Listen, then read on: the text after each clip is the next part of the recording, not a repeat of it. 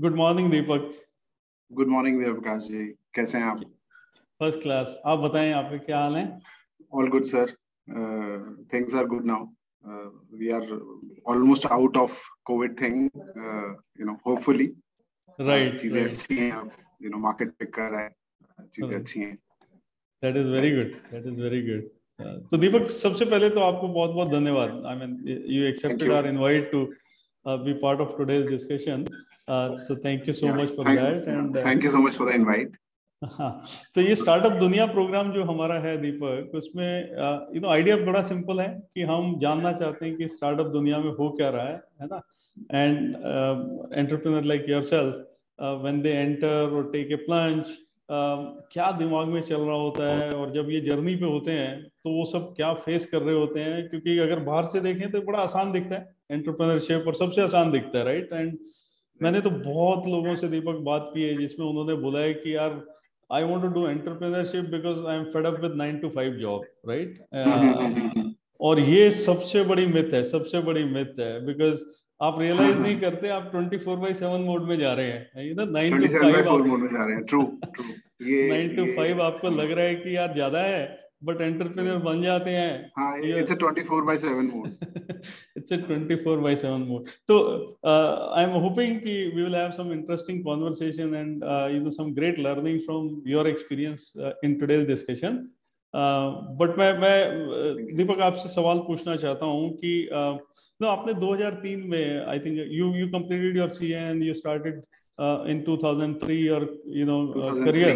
2003 में आपने प्रोफेशनल अपना करियर करियर, 2003 से स्टार्ट किया. राइट, जी से स्टार्ट किया आपने, जी और से स्टार्ट किया. मल्टीपल ऑर्गेनाइजेशंस में आप गए before you launch my box, right. So money box, sorry, आपने लॉन्च किया। तो हमें थोड़ा सा दीपक, आप अपने बारे में बताएं, अपने प्रोफेशनल करियर को स्टार्ट करने से पहले थोड़ा स्कूलिंग वगैरह, या आप कहाँ से आते हैं? तो हाँ, मैं I am born and brought up in Delhi. शुरू से ही हम दिल्हेटी हैं. पापा गवर्नमेंट सर्विस में थे, और तो गवर्नमेंट इनकम टैक्स डिपार्टमेंट से रिटायर हुए.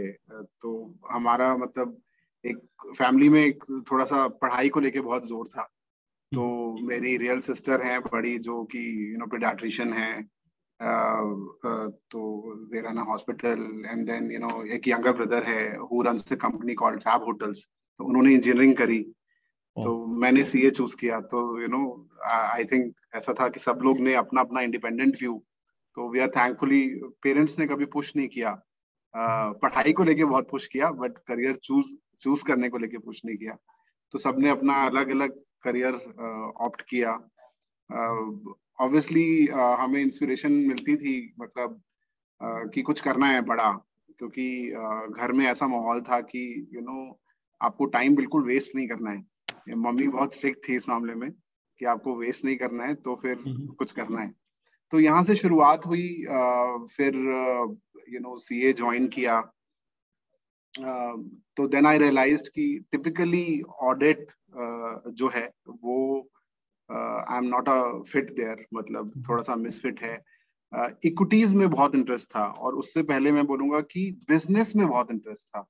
तो हमेशा ऐसा लगता था, क्योंकि फैमिली में मम्मी की साइड पे बहुत सारे लोग बिजनेसमैन ही हैं.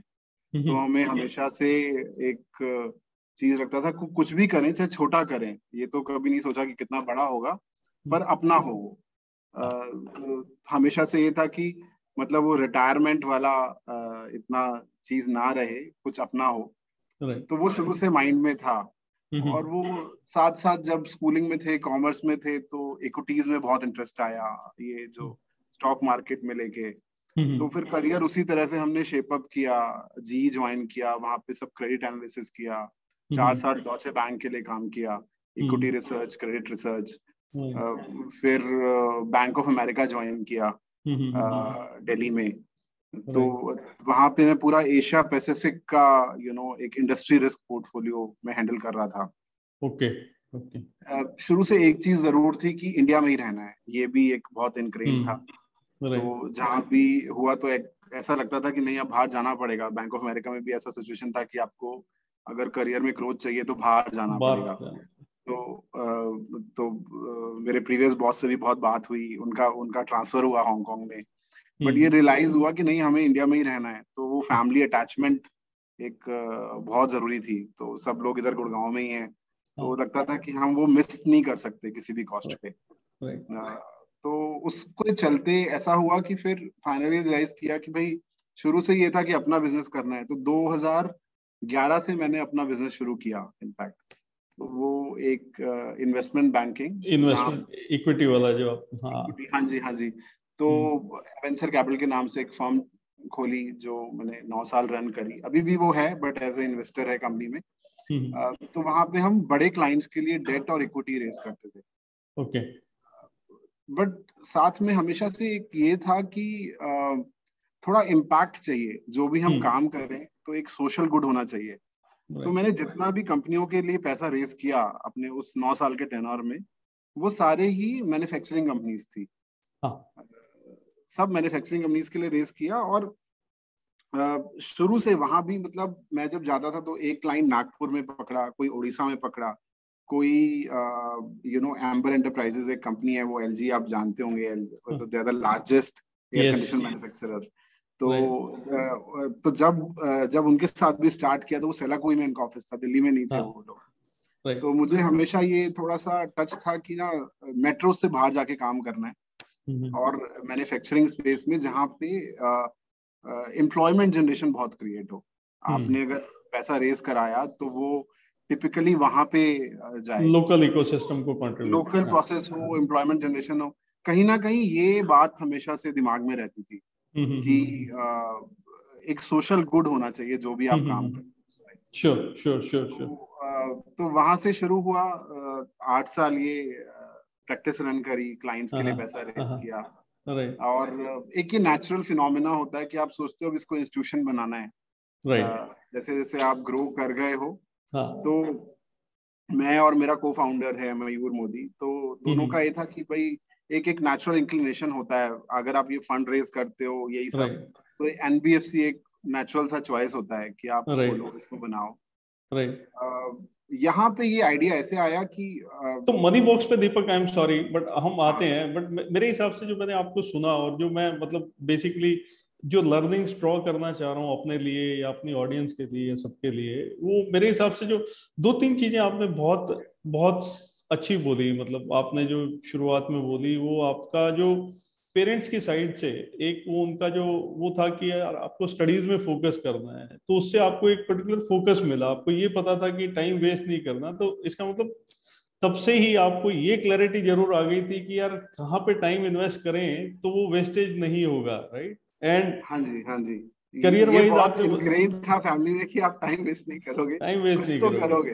हाँ, तो और फिर चॉइस आपके पास में थी कि you want to be a CA, you want to be anybody else, that's okay, but you have to do something in your life. So I think वो एक फाउंडेशन जो बनी वहां से, और फिर जो आपके जो रिलेटिव्स जो आपने बताया कि स्पेशली आपकी मदर साइड से जो people who are in business already and you were seeing them kind of creating some sort of an impact with whatever they were doing, right? So that thought in your mind कि एक दिन मैं भी ऐसे ही कुछ करूंगा, right? Club with that.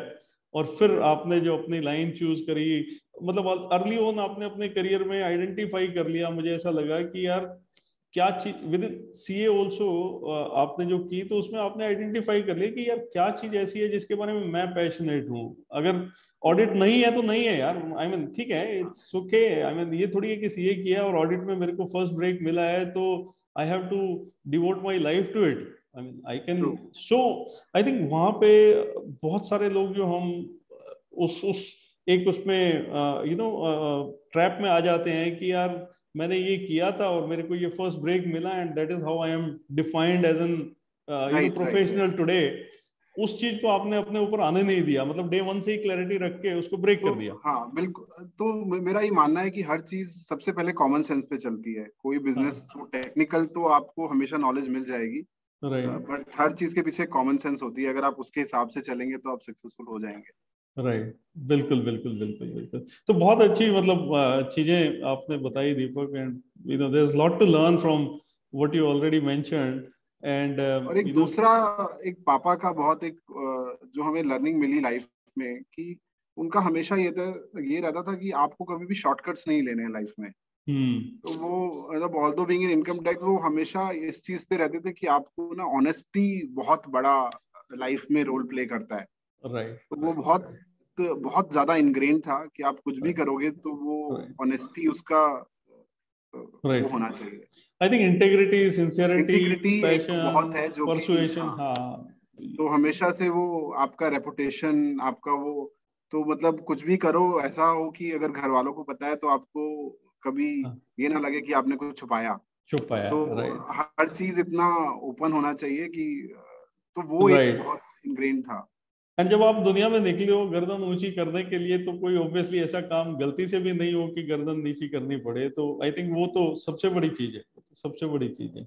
हाँ जी, right बिल्कुल बिल्कुल राइट। तो बिल्कुल। अब आते हैं उस पे मनी बॉक्स के ऊपर। हाँ तो जी। आप मयूर के बारे में बता रहे थे, और हाँ, तो ये हमें रियलाइजेशन था, काफी टाइम से डिस्कशन था कि एक इंस्टीट्यूशन डेवलप करना है। हम्म अब उसमें एक इंसिडेंस जो मैं बोलूंगा कि जो इम्पैक्ट काफी हुआ कि हम्म 2016 में मेरा एक ड्राइवर जो अभी भी मेरा ड्राइवर है, तो हम्म। उसने मुझे बताया कि जब वो सैलरी उसको मिलती है तो वो 6,000 रुपये उसने कोई गांव में लोन लिया है 2 लाख का, उसमें अच्छा। चला जाता है। और वो 2 साल से सिर्फ इंटरेस्ट ही भर रहा है उसका। तो तो मतलब उसको उसने कुछ 3-4 महीने ही हुए थे उसे ज्वाइन किए हुए मेरे पास। तो हम्म मैंने उसको बोला, तो फिर मैंने थोड़ा सा किया, मैंने समझा कि क्या हो रहा है ये। हम्म। तो मैंने रियलाइज किया कि वो 3% का इंटरेस्ट दे रहा है, वो एक लाइफ टाइम ऑब्लिगेशन उसकी बन गई है।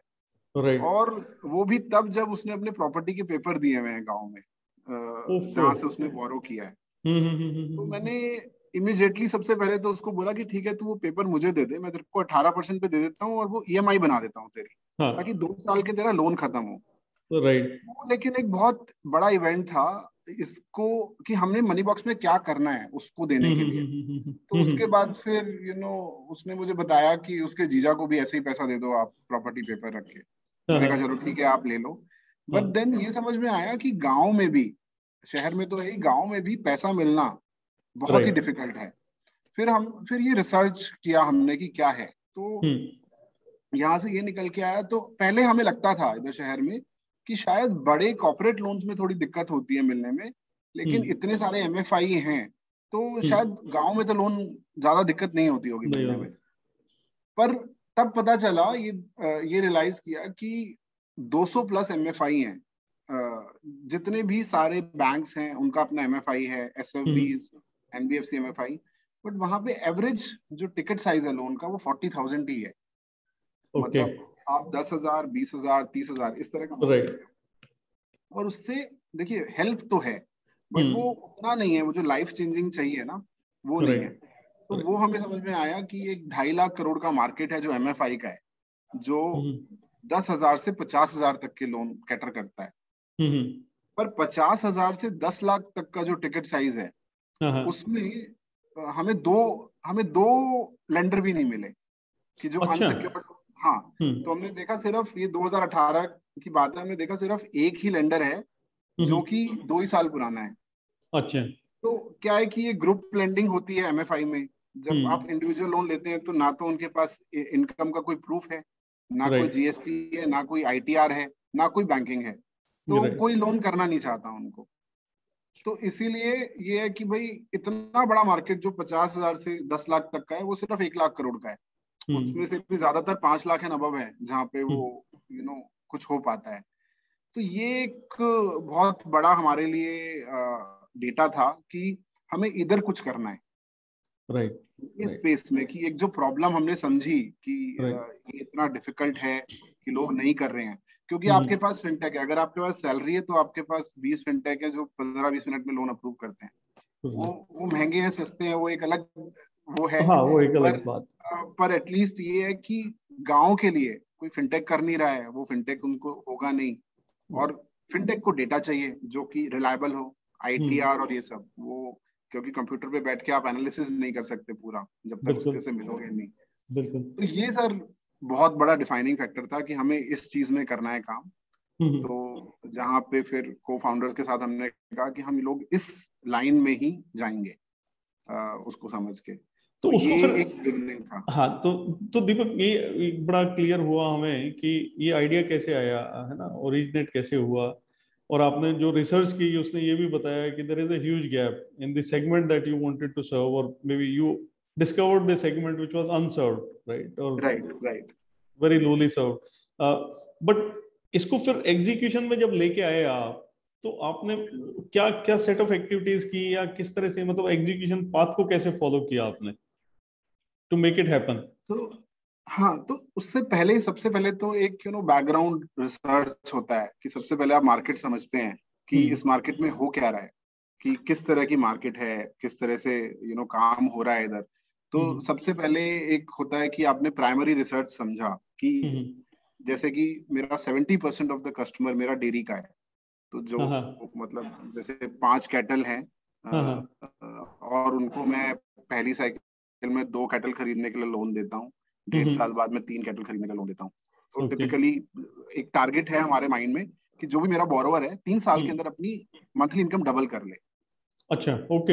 हाँ, तो जैसे मोदी जी कहते हैं कि 5 साल में फार्मर की इनकम डबल करनी है 15% के ग्रोथ से, हम कहते हैं कि 3 साल के अंदर वो 5 कैटल पे 25,000 रुपए महीना कमा रहा है, 3 साल के अंदर वो 10 कैटल कर ले और 50,000 कर ले, जो कि एक पूरा गेम चेंजर होता है। एक जो आदमी विलेज में रहता है जिसके पास एग्री इनकम तो है बट वो मंथली नहीं आती, राइट, तो ऐसे हमने फिर सेक्टर डिफाइन करे कि हम सबसे कम टाइम में सबसे ज्यादा इम्पैक्ट कहाँ पे लेके आ सकते हैं। तो आज अगर आप देखेंगे कि डेयरी जो है 6.5% ऑफ जीडीपी है, अगर आप, तो एक बहुत बड़ा सेगमेंट है। और सर डेयरी एक ऐसा सेगमेंट है जहां पे because of what ever Amul has done, cooperative societies have done, आपको ना अगर मार्केट में दूध आपको 60 रुपए मिल रहा है तो वो जो फार्मर को 50 रुपए मिल जाता है। मतलब जो गैप है इंटरमीडियरी का वो सबसे कम है। तो वहां पे जो वैल्यू क्रिएशन है वो बहुत है ना। और जो हमने इकोनॉमिक्स में पढ़ा था कि रिसोर्स एलोकेशन वहां होना चाहिए जहाँ पे अर्निंग सबसे ज्यादा है। तो हमने ये रियलाइज किया पूरा इसको करके कि अगर आप 1 लाख का कैटल खरीदते हैं वो 8 टाइम्स रिटर्न देता है over A life of cattle. क्योंकि जब हम कहते हैं ना गोधन बढ़ता है, तो मतलब एक कैटल लिया तो वो हर साल प्रेग्नेंट होगी प्लस दूध भी देगी। तो हमने एक पूरा स्टडी किया कि ये एक सेगमेंट है जहाँ पे अर्निंग अच्छी आती है। तो अगर हम इस तरह से देंगे तो और सेम मंथ में इनकम आ जाती है फार्मर की। और ऑब्वियसली मतलब एक बहुत बड़ा सेगमेंट है कि जब आप मार्केट साइजिंग देखते हैं कि अगर वो 14 लाख करोड़ का एक सेगमेंट है और जबकि पूरा एमएफआई सेगमेंट 2.5 लाख करोड़ का है, तो मतलब उधर गैप बहुत है, ऑर्गेनाइज्ड फंडिंग नहीं हो रही है। तो हमने ऐसे समझा, फिर बहुत डीप रिसर्च किया हमने कि ये फीड स्टॉक देने से क्या होता है, कैटल यील्ड कैसे निकलता है, कहाँ पे देना चाहिए, कहाँ पे नहीं देना चाहिए। तो मेरा सारा कस्टमर जो है डेयरी का 100% उस कस्टमर के पास एग्री लैंड भी है। तो ये एक जो हमारा थीम था कि भाई हम ऐसा करेंगे कि जब बोला जाता है ना कि फार्मर सुसाइड होता है या कुछ होता है, तो आप सबसे पहले उनका एक इनकम बना दो सस्टेनेबल। 50,000 रुपए महीना तो वो की कैटल इनकम से कमाएगा। ये वुमेन एम्पावरमेंट को भी लेके आता है। सर आपने देखा होगा कभी आप दूध लेके आते हैं तो विमेन इन्वॉल्व होती है इस बिजनेस में, घर की, बिल्कुल, तो बहुत कंट्रीब्यूशन होता है। तो ऑटोमेटिकली उनका स्ट्रेंथन होता है। मतलब भाई गांव में कोई नौकरी तो करते नहीं है, लेकिन अगर वो वुमेन, एक तरह से वो वुमेन एंटरप्रेन्योरशिप को आप बहुत ज्यादा बढ़ावा दे रहे हो। बिल्कुल, भाई हस्बैंड कुछ और काम भी कर ले साथ में, वुमेन ये संभाल ले। तो ये एक हमें लगा कि सोशल गुड में एक बहुत चीज बैठता है, और हमने हायरिंग उस तरह से करी। क्योंकि ये थोड़ा सा शुरू में दिक्कत वाला लगता है कि आप हो गुड़गांव में और बॉम्बे में और आप अपना ऑफिस खोलने जा रहे हो भरतपुर, भिलवाड़ा, बीकानेर, इंदौर, उसके बाद भी हम कहते हैं आप शहर में लोन मत दो, आप थोड़ा अंदर जाओ, जहाँ पे लोग, मतलब क्योंकि अगर एग्री चाहिए तो फिर आपको अंदर जाना पड़ेगा। तो ये एक पूरा प्लान बनाया हमने कि हम ऐसे फंडिंग करेंगे। उस मार्केट को समझा सबसे पहले कि एक कैटल पे अर्निंग आती कितनी है। तो उसमें कुछ टाइप्स किए, कुछ बड़े बड़े फार्म्स विजिट किए जहाँ पे 500 से ज्यादा कैटल हैं। तो पूरा उस चीज को समझा, फीड स्टॉक को समझा, आर्टिफिशियल इंसेमिनेशन को समझा, हमने समझा ये कैटल की प्राइसिंग कैसे होती है। तो हर चीज के कॉन्सेप्ट हैं कि वो अगर वो 8 से 9 साइकिल हैं उसके लैक्टेशन के, तो हाँ, कितनी साइकिल के बाद और वो कितना दूध देती है उसके हिसाब से एक प्राइसिंग होती है। तो ये ओके, कभी सामने नहीं आता, बट इसके हाँ, लिए बहुत बैकग्राउंड वर्क आप करते हैं। बिल्कुल तो बिल्कुल तो बिल्कुल, ऐसे हमने सेगमेंट्स डिसाइड किए। भाई राइट एक डेयरी का सेगमेंट उठाया, फिर राइट, हमने कोविड के बाद मतलब 50% से उसको 70% पे लेके गए, क्योंकि ये भी एक था कि कोविड के बाद देखिए सारी दुकानें बंद हो जाती हैं, एक किराना और दूध तो बिकेगा डेयरी, हाँ, डेयरी बिकेगा। प्रोडक्ट, हाँ, हाँ, जो एसेंशियल्स पेरिशेबल आपका, आइटम है वो घी में कन्वर्ट कर देंगे, वेस्टेज बहुत राइट, कम है। बिल्कुल, तो ऐसे हमने फिर सेगमेंट डिसाइड किए कि डेयरी एक सेगमेंट पकड़ेंगे हम, हम्म किराना एक दूसरा सेगमेंट पकड़ेंगे, क्योंकि हम्म, किराना इज अगेन मतलब जैसे कि ना हर कॉर्नर पे इधर इंडिया में किराना बिल्कुल शॉप्स हैं। बिल्कुल तो बिल्कुल, वहां पे हमने देखा कि भाई 1.25 करोड़ शॉप्स राइट शॉप्स हैं इंडिया में, राइट राइट, बहुत बड़ा सेगमेंट है वो कैटर करने के लिए। तो इस तरह से हमने कहा स्टाफ की हायरिंग करी लोकली। हम्म हम्म, कुछ चीजें अगेन जैसे हमने बोला ना कि हमें था कि वो गुडनेस होनी चाहिए हर चीज में। तो मैं जी, आपको एक छोटा सा एग्जांपल देखता हूँ, अगर आप एमएफआई में कभी बात करेंगे तो हम्म, एमएफआई मॉडल क्या करता है, वो 6 बजे से स्टार्ट करते हैं काम और रात को 9 बजे तक काम करते हैं। तो हम्म, एमएफआई में एक ये रूल बना हुआ है कि एम्प्लॉय को उसके घर से 100 किलोमीटर की दूरी पे रखो। अच्छा, हाँ, ये बहुत प्रेवलेंट है कि आप अच्छा, ब्रांच के ऊपर उनको घेरने की जगह दे दो। हाँ अगर हाँ, अगर घर पे जाएंगे तो काम नहीं कर पाएंगे, तो वो फिर 8-10 घंटे बिल्कुल, काम करेंगे। नहीं कर पाएंगे, तो हाँ, आप उधर ही रखिए, 6 बजे से काम शुरू करिए, 9 बजे तक 10 बजे तक काम कराइए। राइट, हम इस चीज के बिल्कुल अगेंस्ट हैं। हम हम्म 6:30 बजे ब्रांच बंद करते हैं और हम कहते हैं सारे लोग को, आसपास के लोगों को पकड़ो हम्म, जिनका घर हो। हमें लगता है राइट, ये जो फैमिली सिस्टम को जो सपोर्ट होता है ना, वो बहुत इंपॉर्टेंट है। बिल्कुल काम तो फिर बंदा क्या करेगा, नहीं तो हर 2-3 साल बाद जॉब ढूंढेगा, क्योंकि वो थक बिल्कुल, जाएगा, उसको फैमिली चाहिए, बच्चे चाहिए। तो ये हर चीज में हमने ना इस चीजों का ध्यान रखा कि वो पहले उसका एक लाइफ का जो स्टैंडर्ड ऑफ लिविंग है, जैसे कस्टमर का भी बढ़ाना है वैसे ही एम्प्लॉय का भी बढ़ाना है। बनाना है, बिल्कुल, तो हाँ, एक बहुत कम कंपनीज हैं इंडिया में जो कि ब्रांच लेवल तक ईसॉप दे रही हैं। हमारी लिस्टेड कंपनी है, तो हर हर ब्रांच मैनेजर के पास, क्लस्टर मैनेजर, स्टेट हेड, हाँ सबके पास हाँ, ईसॉप है। और हम लोएस्ट वाओ लेवल तक हम इसको ईसॉप को लेके जाएंगे। वाओ वाओ, तो मतलब एक मन में एक टारगेट है कि मेरा हर ब्रांच मैनेजर भी मतलब एक वो अपने आप में एक बिल्कुल, स्टोरी बने कि राइट, अगर आप यहाँ पे हो 5-6 साल से, हाँ तो हाँ, वो एक जो वेल्थ क्रिएशन वाला भी जो पार्ट है, तो एक राइट प्रॉफिट सेंटर बने, क्योंकि अगर उसको रियलाइज होगा कि मेरा है, अपना है, तो वो राइट, फिर हमेशा ठीक चलेगा। बिल्कुल तो बिल्कुल क्योंकि सर बिल्कुल, ये बिजनेस ऐसा है, आप ब्रांच खोलते जाते हो। एचडीएफसी ने 250 ब्रांच तो अभी शायद मार्च में खोली है। तो हाँ ये हाँ, तो इतने स्केल पे काम करने के लिए हर बंदा आपको एक लीडर चाहिए। बिल्कुल और वो बिल्कुल अगर उसके इंटरेस्ट प्रोटेक्टेड रहेंगे, फैमिली बिल्कुल कनेक्शन रहेगा, तो वो बिल्कुल, बढ़ेगा। तो यहाँ से हमने शुरू किया कोविड में।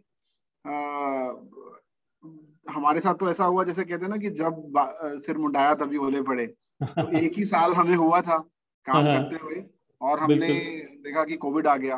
तो हाँ वो जी, एक बहुत ही डिफिकल्ट सिनेरियो था, बिकॉज वी थॉट कि it was a new book and we did not know right, how it will react. आपने सब कुछ एब्सोल्युटली, काम किया है, बट आपको पता नहीं चलेगा कि क्या हुआ है। बिल्कुल, अप्रैल में हमने रियलाइज किया कि जहां इंडस्ट्री की एवरेज कलेक्शन 17% थी, हमारी 90% थी, कंप्लीट लॉकडाउन में। बहुत अप्रैल बढ़िया, 2020, बहुत बढ़िया, बहुत मई बढ़िया, 2020 हमने 90% किया, और सितंबर तक आते आते हमने 99% कलेक्शन पे पहुंच गए। तो एक्सीलेंट एक्सीलेंट, तो ये अब आज मेरे पास 19 लेंडर हैं, जबकि we are yet to be profitable in हाँ अनदर हाँ, 1 or 2 months। और कोई इंस्टीट्यूशनल इन्वेस्टर नहीं है, बट उसके बाद भी 19 लेंडर का सपोर्ट लेना। तो राइट वो जो बुक हमने शोकेस किया कि अगर राइट आपका अंडरराइटिंग ठीक है, राइट, कलेक्शन प्रोसेस ठीक है, तो जी, ये जो सेगमेंट है ये बहुत अच्छा है। ये मतलब right. इंटेंशन नहीं है इनका पैसा मारने का। बिल्कुल बिल्कुल बिल्कुल। और तो जो दूसरी बड़ी बात आपने दीपक बोली वो ये कि जो आपने बाय इन लिया है at the bottom of the pyramid from your हाँ जी, employees point of view, right, जो आपने हाँ वो जी, सोच के साथ में जो उसको इम्प्लीमेंट किया है आपने, तो वो हो जाता है, तो it becomes everyone's business who is in it your becomes business, everyone right, business. Sir everyone's वहीं आप बिजनेस। जीत सकते तो हैं जब हाँ, हमारे यहाँ ऐसा एम्प्लॉय होते हैं कि मतलब शायद हमारा लोएस्ट एट्रिशन रेट है इन द इंडस्ट्री। हम्म, आज बिल्कुल, तक 3 साल में एक सिंगल एम्प्लॉय फ्रॉड फ्रॉड नहीं निकल के आया। बिल्कुल तो बिल्कुल जैसे कोविड आया तो हमने सैलरी इंक्रीमेंट भी दिया, हमने बोनस भी दिया, हमने कहा रोकेंगे नहीं इसको, बिल्कुल। क्योंकि एज अ ऑर्गेनाइजेशन आप राइट कहीं भी कॉम्प्रोमाइज मत करिए, राइट वो राइट। लॉन्ग टर्म में बहुत पे करता है। बिल्कुल बिल्कुल बिल्कुल। और ये मतलब ये फाउंडेशन जो है ये इनको बिल्ड करता है, और इसके ऊपर फिर आपके ऊपर है कि कितने फ्लोर्स बनाने हैं, वो तो इट्स अप टू यू कि हाउ हाई यू वांट तो टू स्केल। सर बिल्कुल, इसमें हम ऐसा देखते हैं कि जो भी एक एम्प्लॉय है ना, वो अपने मैनेजमेंट को देखता है। जी अगर आप उसको पता है कि हम डायरेक्शन ठीक दे रहे हैं, तो वो खुद भी वैसा ही एम्प्लॉय आपके पास आएगा।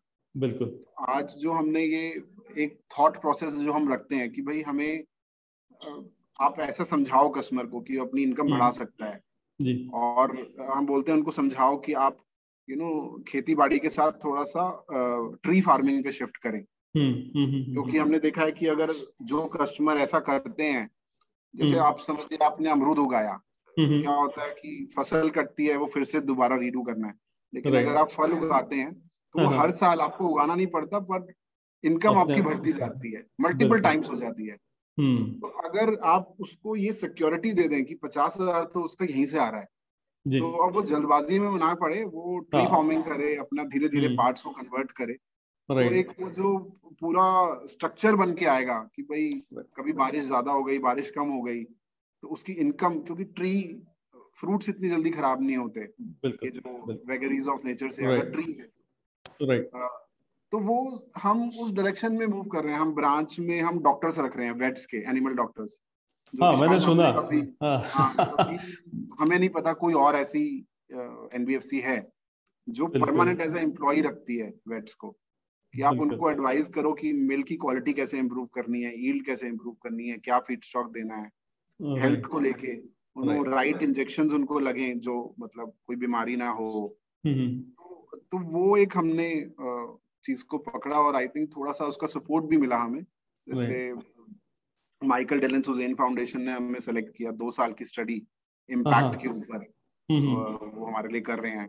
हम्म। हम शायद पहली कंपनी है जो 2 साल के अंदर ही, 2 साल के ऑपरेशन में हमने हम्म। अपना इंटीग्रेटेड रिपोर्ट पब्लिश किया। मतलब सोशल इम्पैक्ट रिपोर्ट लोग 10 साल लगा देते हैं पब्लिश करने में, तो हमने वो सेकेंड ईयर में ही पब्लिश किया। तो ट्रांसपेरेंसी और कॉर्पोरेट गवर्नेंस पे हमने बहुत ध्यान दिया।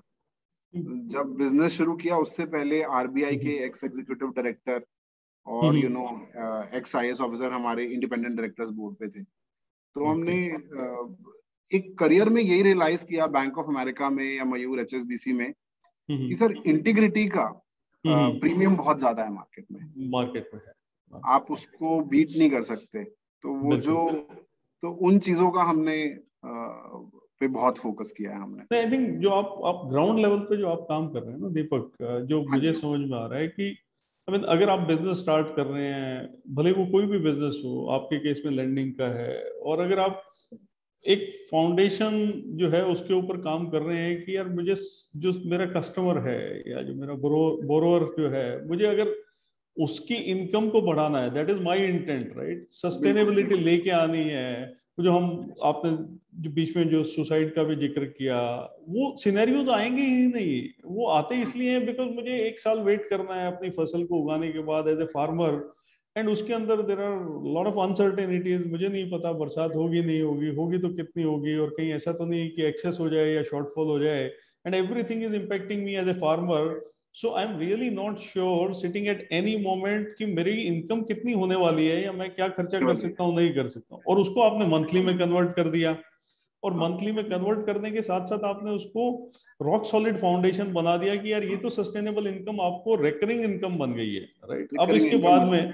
मैं इसको ग्रो करूंगा, अब इसको मल्टीफोल्ड करना है कि इसको 2 फोल्ड करना है, 10x करना है, 20x करना है, that is up to you. And I mean as a person, but आप उसको एक वाया मीडिया दे रहे हो, आप उसको सब चीज सपोर्ट के टर्म्स में आप वो दे रहे हो, तो ऑब्वियसली इससे मतलब सब चीजें अपने आप ही बनती जा रही हैं राइट। तो तो सर सबसे पहले जरूरी यही है कि वो कमाए।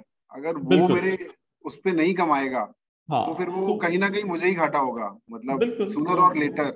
हाँ वो तो बैड बुक्स में रिफ्लेक्ट होगा ही होगा वो, मतलब हाँ, I mean, वो है तो। तो यही कोशिश रहता है कि उसका ईल्ड बढ़ जाए। अगर एक फीड स्टॉक ऐसी चीज है कि अगर आपने 10 किलो दूध को 12 किलो कर दिया कन्वर्ट हाँ डेली में, अच्छा फीडस्टॉक देके, तो वो बिल्कुल मेरा इंटरेस्ट वो वहीं से निकल जाएगा। बिल्कुल। और कस्टमर की लॉयल्टी आती है कि भाई आज वो वेट डॉक्टर के पास फोन कर सकता है फ्री में। राइट। सर आपने देखा होगा इंडिया में हम लोग ना बीमार भी होते हैं, डॉक्टर के पास जाते नहीं जल्दी से। हम होटल तो चले जाते हैं, 5,000 खर्च कर देते हैं वीकेंड पे, बिल्कुल बिल्कुल। डॉक्टर्स के पास नहीं जाते हैं। नहीं जाते।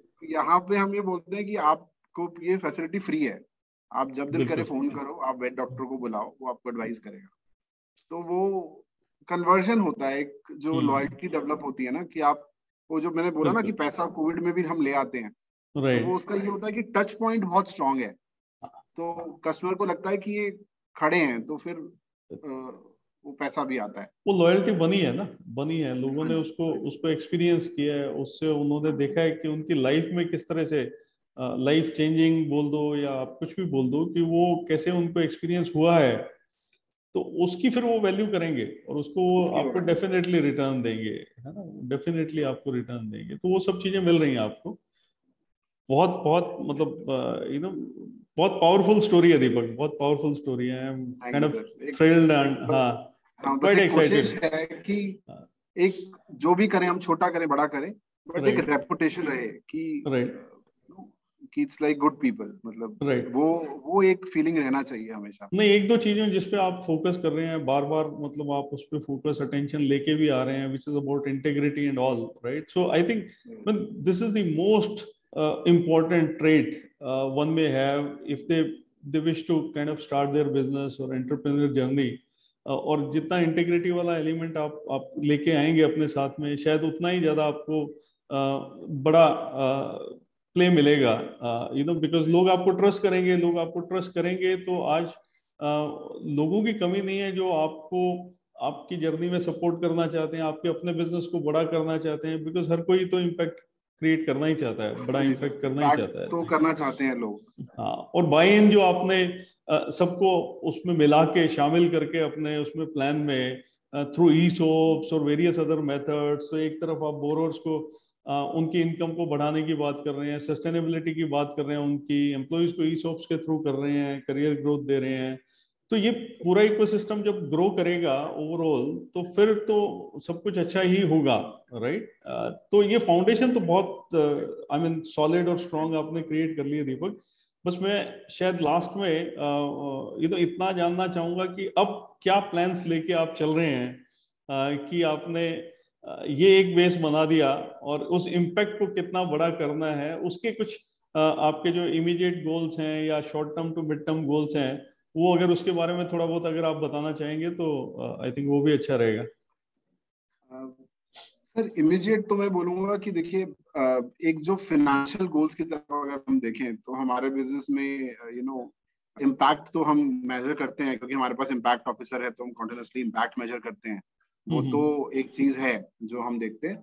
पर हाँ, एक फाइनेंशियल टर्म्स में यहाँ पे AUM बोलते हैं कि आपने कितना बड़ा बुक बना लिया। हम्म तो वो हमारा प्लान है कि नेक्स्ट ईयर अभी 120 करोड़ है, नेक्स्ट ईयर 400 करोड़ करें, और मैक्सिमम 5 साल में इसको 5,000 करोड़ की बुक कम से कम बनाए हम। ओके अ, ओके। इतना इसको, और ये पॉसिबल है। हम्म IFC बोलता है 8 लाख करोड़ का गैप है, 2018 की जो IFC की रिपोर्ट है इस वाले सेगमेंट की। और हम ये खुद रियलाइज करते हैं कि डिमांड बहुत है ग्राउंड लेवल पे। तो पैसा चाहिए, बहुत अभी बहुत एक बड़ा गैप है। तो वो एक है। तो हम तो सर ऐसे देखते हैं कि आप लोगों ने देखिए, लोगों ने प्रूव किया है इस इंडस्ट्री में कि आप पॉसिबल है, ये पॉसिबल है। चाहे वो HDFC बैंक हो, आज भी इतना बड़ा होने के बाद भी अनएंडिंग ग्रोथ है।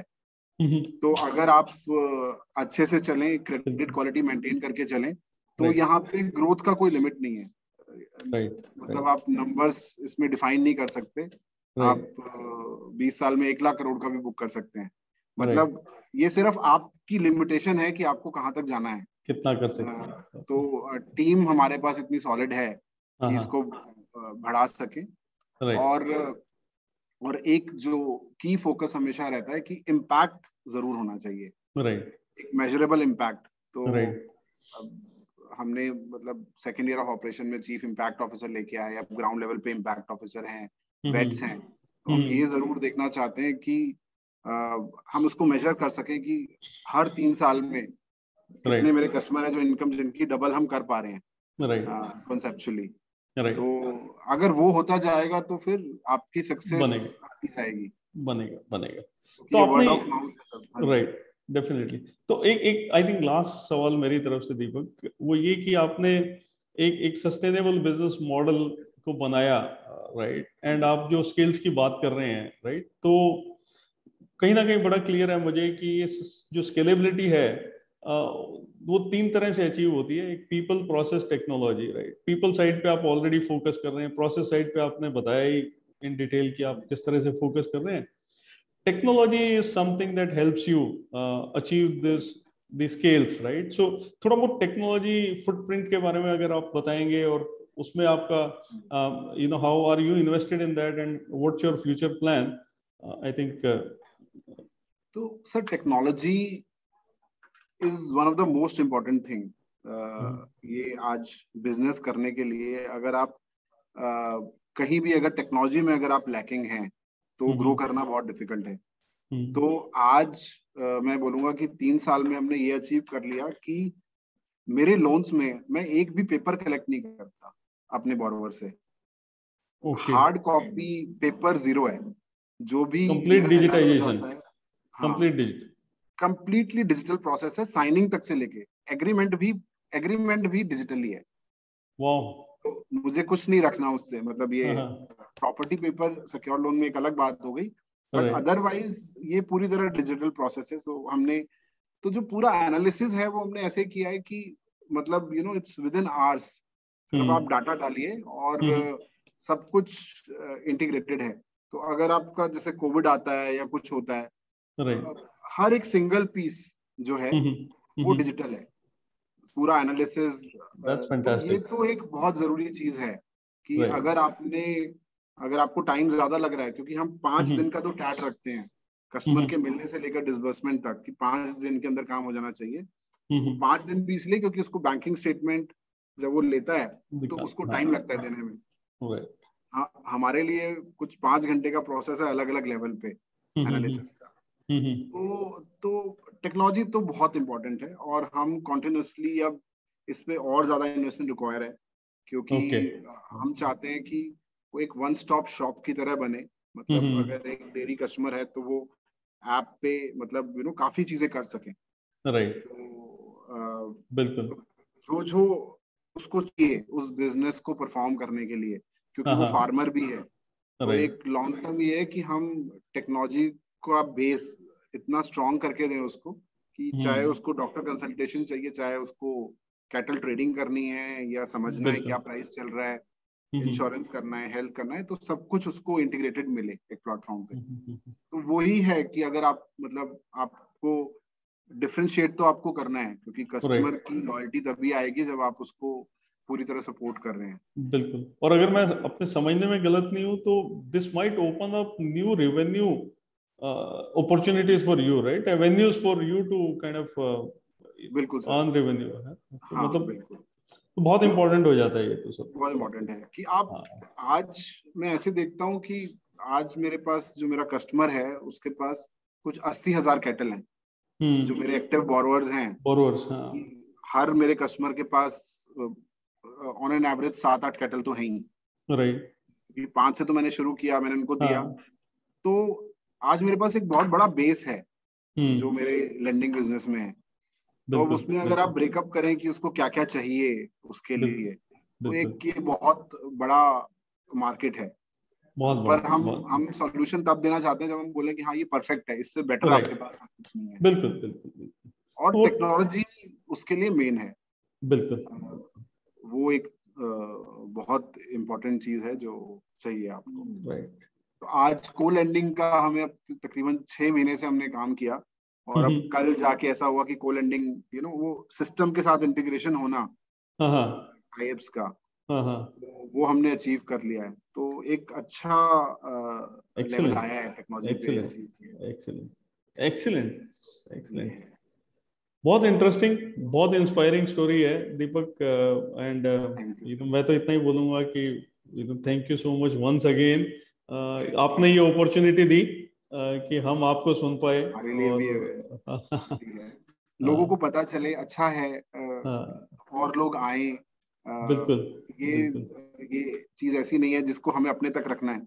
बिल्कुल बिल्कुल जैसे बिल्कुल। टेस्ला ने ईवी का शुरू किया, तो आप चाहते हैं हाँ कि लोग समझें इस चीज को बिल्कुल और करें, क्योंकि अल्टीमेट एम है कि फार्मर्स ग्रो करें, बिकॉज नेक्स्ट जनरेशन के लिए वो ज्यादा जरूरी है। राइट, बिल्कुल बिल्कुल। हाँ जी। Good good good good. तो तो आप वही बात बोल रहे हैं, मैं भी I am a firm believer कि ग्रोथ तो कोलेबोरेशन के थ्रू ही पॉसिबल है। इंडिविजुअली बिल्कुल। आप उतना ही दौड़ सकते हैं, हाँ बट हाँ। It is the collaboration that takes you where you would not even dreamed of कि मैं यहाँ तक भी राइट पहुंच राइट। सकता हूँ। हाँ, वो सर सोचना ही नहीं चाहिए कि अकेले करना है, हाँ क्योंकि जब आप गए तो फिर कंपनी गई, तो वो बिल्कुल सिस्टम्स इतने स्ट्रांग होने चाहिए कि मेरे जाने से या मेरे रहने से फर्क ना पड़े। बिल्कुल बिल्कुल बिल्कुल। तो Thank you so much, Deepak. Thank you so thank much you sir. once again. Thank you sir. Thoroughly enjoyed our interaction. Thoroughly enjoyed our same interaction, and here. I look forward to coming over someday, meeting you in person, and you are having a cup most of welcome. coffee with you. You are आपके most Gurgaon welcome. Office में आऊंगा मैं definitely, है sure ना। Sir, you are and most आप welcome. कभी Noida side में आए तो यू मैं जरूर most welcome. Touch base I'll be करूंगा। happy to be your host if ever you मैं come to Noida. आपकी पुरानी कंपनी एलजी है, तो मैं तो एलजी में भी बहुत बार आया हूँ उधर। अच्छा, हाँ, वहाँ आए हुए क्लाइंट्स आप। थे उधर। हाँ जी, हाँ हाँ ईपैक, हाँ तो हाँ, क्लाइंट्स थे, तो बिल्कुल चक्कर बिल्कुल लगता बिल्कुल था। एलजी के फैक्ट्री के सामने ही कुछ क्लाइंट्स थे। बिल्कुल बिल्कुल। तो एलजी में हाँ भी जी। आप कोई किसी से मिलते थे? फाइनेंस में टिपिकली मिलते होंगे, या नहीं, एलजी या ओईएम टीम, मैन्युफैक्चरिंग टीम में, एक्चुअली या जो, हाँ जी, एलजी के जो ओईएम्स थे, ओईएम्स थे उनके उनके लिए साथ? मैंने काफी रेस किया था साहब। उनके लिए काफी किया। अच्छा हाँ अच्छा जी, अच्छा। हाँ जी। चलो, great great to know that, great to know that. अब कभी ये नोएडा आएंगे तो आप बताइएगा, हैं? Sure sir, sure. ठीक है। Once again thank you so much thank you. Deepak, thank you so thank much. Take care, stay safe. You. Good day, good day Deepak. Thank you sir.